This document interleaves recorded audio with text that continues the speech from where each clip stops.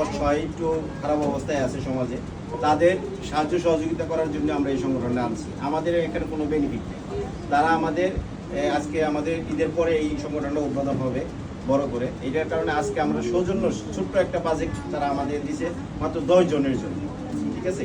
কিন্তু আমরা সেটা কি করছি, আমরা 10 জনকে দিতে পারবো না দেখেই আমরা নিজেরা কিছু পকেট থেকে ভরে আর একটু বাড়ানোর চেষ্টা করছি। এই হলো আমাদের আজকে। কিন্তু আমাদের টার্গেট ছিল 100-200 লোকের দেওয়ার জন্য, আরো ভালো কিছু দেওয়ার জন্য। কিন্তু আমরা প্রতিটি প্রজেক্টটা আরো 1 মাস আগে নিতে পারতাম, তাইলে হয়তো আপনাদেরকে আরো বড় প্যাকেজ বা ভালো কিছু দিতে পারতাম।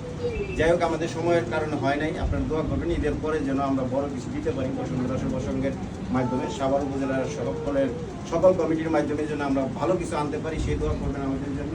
আমরা চেষ্টা করবো ভালো কিছু করার জন্য। যাই হোক, আজকে অনেক কষ্ট করলেন, আমরা আরেকটু আপনাদের কষ্ট করবো, যেহেতু আমাদের এই সংগঠন নতুন উদ্বোধন করবো। এই কারণে আমাদের হেড অফিসে আমাদের একটা ফুটেজ দিতে হবে যে আমরা একটা কাজ করছি।